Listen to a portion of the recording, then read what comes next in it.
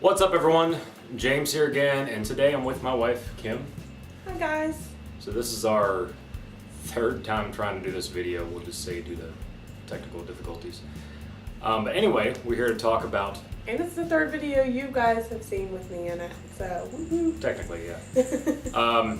So anyway, we're here to talk about our visit to the second annual Grand Ole Gameroom Expo in Franklin, Tennessee. So overall, I mean, I had a good time. Yeah, it was so fun. I totally recommend it. It was great. So last year we went to the first one, and that was our first ever arcade convention we went to, which I think kind of gave us the addiction, so to speak. And it was a little bigger this year than it was last year. It didn't seem that way because I think they did have it laid out a lot better. It didn't seem as cramped, so they had a pretty good layout. But anyway, a high-level overview of the whole event. I mean, of course, you had the main arcade pinball game room. You also had the kind of more retro game consoles, the Nintendo's, Genesis. They had some more modern ones too, like Xbox, the Wii. I mean, they even had some Ataris in there. I was surprised. The old They even Ataris. had the 4K Xbox. Yes, they had the Xbox One X. They had a couple of Nintendo Switches. So They had the VR for the PlayStation VRs. yeah, which we still didn't get to do. Yeah. They had some like a flight simulator or something.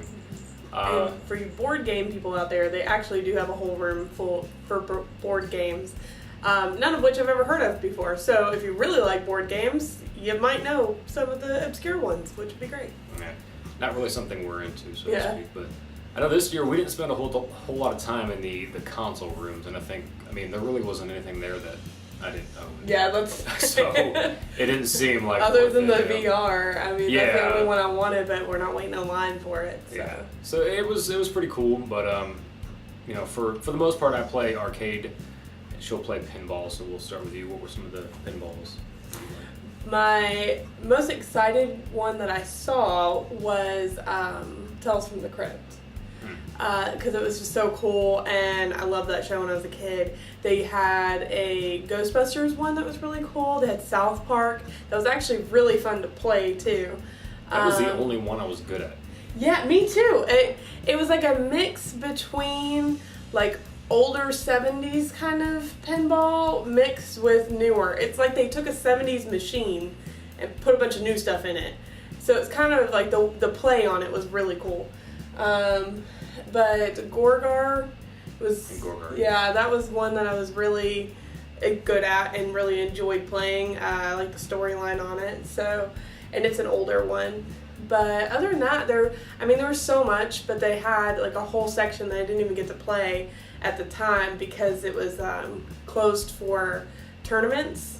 And then, so I got in there once to be able to go in between tournaments, but there were so many people trying to get over there to play those before the tournament opened again. So that is some that I missed that were really fun and cool, but they had the Terminator one there too. That was fun. We should do a tournament next year.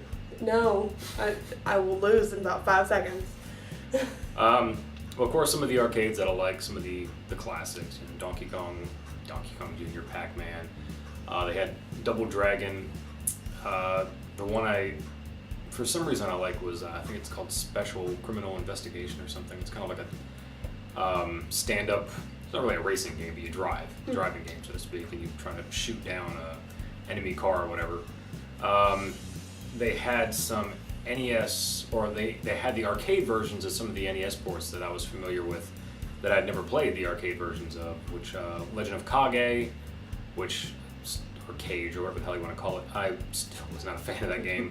I think I just suck at it, we'll just say that. POW, Prisoners of War. I will safely say I think I kind of like the NES version more. Oh, really? Yeah, I played think... it. I think I like the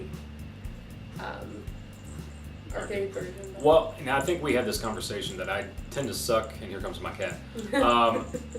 I tend to suck at like the arcade beat 'em ups because it just feels weird to me because I've been all my life playing with a controller. So I think that may have been it. I mean, graphically it was better, obviously, but the one that I was shocked by was the Bad Dudes. Yeah. Because long story short, we did have a video idea where I had her pick out 3 games based on price, cover art and their name or whatever. And Bad Dudes was one of the ones she picked, and oh my god, that's just not a good NES game at all. Yeah. But the arcade version was pretty good. There she is. But the arcade, I was actually pretty impressed by. I actually had a lot of fun with that. So, anyway, if you can just relax and sit. Yeah, you may have heard this noise before because it always shows up in every one of my videos. But also Dragon's Lair was another one. Yeah, I played about 30 seconds of it and died about 184 times. Yeah. So that was fun. Thankfully, it's free to play. Yeah. So, yeah. Overall, though, I mean, like I said, we had a good time. I don't think there was anything else to talk about. Yeah. So the one thing we really wanted to talk about was some of the stuff we picked up because we got a lot of cool stuff. So they had a lot more vendors this year, which was something I was excited about. So I think we'll start off with, at this point, our good friend Rusty Shackles. Yeah. So I'm pretty sure I've talked about him before with my other videos because we met him last year at the first annual Grand Ole Gameroom Expo, and we saw him again at Southern Fried. Every time we've seen him, we've bought something from him. So I'll start with you, Okay. and we've already had these framed. This is for the Friday the 13th. It was a choice between this one and now I can't remember, Popeye. And so I let James pick, and he picked this, which would be great for my Halloween collection, and just kind of, really, it's just going in my living room all the time. But it'd be kind of cool for Halloween. Yeah, anyway, like he does, video game artwork, which that's why that one's based on the NES game. And the one I got was this really cool Zelda, like Japanese. Like he didn't really have, I don't think he had anything else. I'm pretty sure it's Japanese. But yeah, I just thought that was kind of cool because I love Zelda. I don't know what our obsession is with, we will seriously grab anything Zelda related. Yeah. I love Zelda, but I don't know, like anytime I see anything Zelda related. Yeah, I want to pick it up like all the time, and I don't even really play the game. Yeah. But dang if I don't want that. Because they're really cool. So next up, there was another guy there who had like kind of movie posters, but he also had some games too. So we got a few things from him. So I got my Blazing Saddles. Oh, I'm so excited. It's going in the living room soon. Can't wait. I did get something for a friend, but we're not showing it in case she watches this. It's a Christmas gift, so I'm really excited. Also, from Rusty Shackles, we got another thing for a gift that was for a friend. Yeah, there was so many bins. I don't think we even went through half of them. I'm sure there would have been so much more she would have found. And probably more that I would have found. But I had to pick this up the moment I saw it, which is... Pretty soon. He like immediately saw it. Boogerman, a pick and flick adventure. I mean, granted, I played the Genesis version more, but I mean, either way, it's such a fun game. It's immature. She played it. She liked it. It's still so silly. But, yeah, I couldn't pass that up. Oh, actually, I forgot about these. So I did pick up a few others for a friend of mine. These are actually from Rusty Shackles as well. So at the Southern Fried, I got my buddy Shang a Resident Evil poster, since he's a big Resident Evil fan, if you saw my survival horror video game franchise video. So he had 3 others, so I hit him up and I was like, hey, are you interested? If you want to pay me back? And he was like, yeah, I'll pay you back. So he couldn't resist. So to go along, I bought him the first, it was a poster based on the first Resident Evil. So I got the Resident Evil 2, which I think that one's pretty cool. And then, and then Resident Evil 3 with Nemesis, which I think that one's probably my favorite. I like that one. And that one is kind of more so what he used to do, where he would take kind of like comic book inspired covers and make them based on video games. He's not doing that so much anymore, but still pretty cool. So this is my don't buy the first thing you see. Kind of walk around and get a feel of the place. So we walked in and he took me over to some vendors and we looked around and I saw this guy and I really wanted him, but he didn't have a price on him. So we go to another room that had another vendor there and I looked and he had the same little guy, but it was marked as $20 and I was like, okay, I'm not $20 excited about this thing. Like, it's cool, but if you want to get it for me for Christmas, you can, whatever. Well, the next day when we woke up and went down, the first vendor that didn't have a price had it marked for $10. So I was really excited when I saw it. because it's so stupid. But it's Cock Knocker from Jay and Silent Bob Strike Back. I actually kind of jump when you say cock. But I got so excited because it's just, I know, right? It was just so like random and so cool, and they had Blunt Man there, so I asked for that for Christmas. They did not have Chronic. Yeah, I was bummed about that. I know. I kind of really want both of those guys. We'll see. I kind of feel like you have to have the whole We'll see. one. I know. I mean, but if you have, Cock Knocker without Blunt Man and Chronic. Yeah, it doesn't make any sense. Yeah, I know. The world's doomed. I know. He's gonna win. Right. He's gonna be knocking cocks all over the place. So next, well, the rest of what I have is from the same vendor. You want to go ahead and... So from the vendor that was $10, the guy also had $20 grab bags, and he guaranteed everything in there would be, would equal $20, and it does. But I was, I got it, and I was like, of course I get this one. It was a gamble. Yeah, I was like, I wasn't super excited about it. But I am going to my little brother's birthday is actually today. So I'm going to give this to him If your as birthday. Yeah, I think that's for his birthday gift. So he used to be in wrestling, but I'm going to joke with him and put a little tag on it that says Ric Flair. It's Diamond Dallas Page, but for some reason we think it'd be funny to... By the way, he dressed up as Ric Flair for Halloween. Yeah. That's why we picked Ric Flair. So it's also apparently signed by Diamond Dallas Page. Yeah, that's what it says. It said everything in there was originally signed, but there were like 15 or 20 bags. So this man has really got some crap that he just doesn't want to keep of signed material. So they must all be wrestlers. They probably would. The other thing that was in there I thought was really cool and I was excited to add to my very, very small collection is an Amazing Spider-Man from '89 from May. So I'm just pretty excited about that. A little Avengers DVD, which we established was older than '99, right? No, 99. I think it's 1999. Yeah, so 99, and it's got just a couple little things on it. It'd be just kind of fun to watch, because, who doesn't like old cartoons? And even better, when my nieces and nephews come over, they can watch it. Fox Kids. I really don't remember this, but then again, if you watch our Nick Box unboxing, my TV never left Nickelodeon, so I really don't remember that. I did have Fox Kids because I didn't have cable. Okay. So I did watch the Avengers, but I didn't watch it that often because mostly we watched X-Men when it came on. But then there was this, and I was like, of all the things that I could have got, of all the pop figures in all the world, I got Bella in her wedding dress. I don't like Twilight. I've never even seen Twilight. So if any of you would like this, comment below that you want it, and we will reply. You need to give us your email, and we will send it to you. So you can have a nice Bella pop figure. Even if you just really just want it to add to your collection, you can have it. Autographed by Autumn. Yeah. We'll just leave that there. Oh, no, that was it.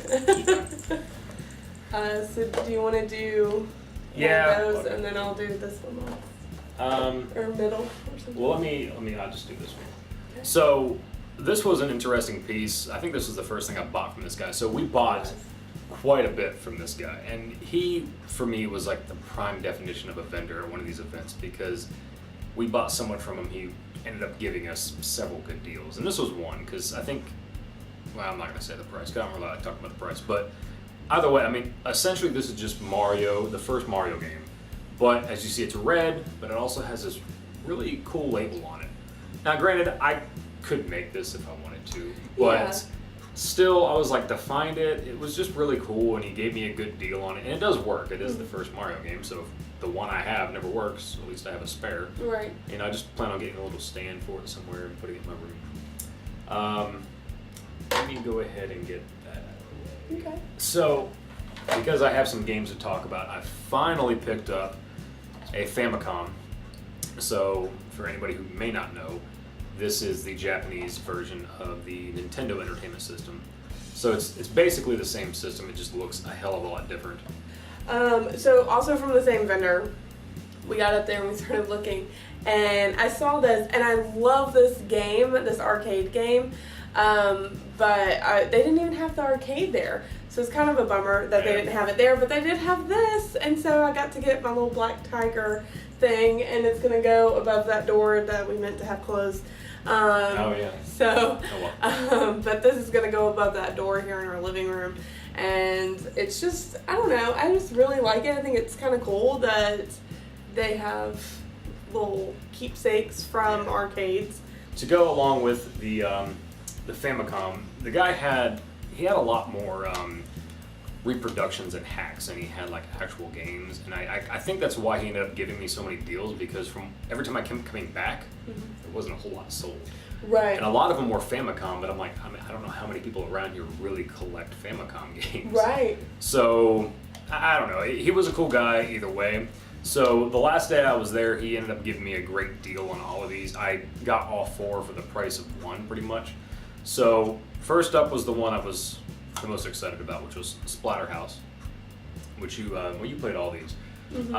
This one's just fun. This is a pretty cool series. I don't own any of the other Splatterhouse games, unfortunately, but it's just a fun, I guess you would call it like a hack and slash, because you're going around like, slashing enemies with your knife or whatever. Don't remember it. This is the one where you're like, remember the first boss of the vampire comes out and like they start dancing to the oh yeah, the thriller theme. yeah, I remember that. It's just a cutesy horror game, so to Yeah. speak, and it's just a lot of fun. This one, the actual version, isn't too expensive. It wasn't released in America, not this one, as far Sorry, as I know. guys. But the actual like Famicom version, it's not too expensive, so I might end up considering getting that. But this one, not so much. Zombie Nation. So That's a big floating head one. yes. Okay. So this one, if you've never heard of this game, you basically play a floating zombie head, shoot like fireballs out of your eyes. Yeah, it's really weird. I don't know what the ultimate goal of the game is, but it is fun. I actually had a lot of fun with it. But anyway, those 2 were repros. These next 2 are pretty much hacks. So first up, I wouldn't have bought these, but since he gave these to me for the price of 1 pretty much, I couldn't pass them up. And the fact that you were able to test them. Yeah, I was. So he had them like set up to where you can play them, which was a pretty cool idea, because I sure as hell wouldn't have bought these next 2 as I drop it. Earthworm Jim 3. But basically, this is kind of like a dumbed down version of the first Earthworm Jim to be played on the Famicom. Now, both of these games are kind of glitchy, and I don't know if that's just maybe the cartridges themselves, or if the Famicom just has a hard time actually processing it. But for the most part, I mean, what you'll see, it does play pretty well. Earthworm Jim 3 is a little bit more difficult than the original, but it controls well, it looks good. I mean, in comparison, like, I was surprised. It looks like they made Earthworm Jim 3 for the Famicom.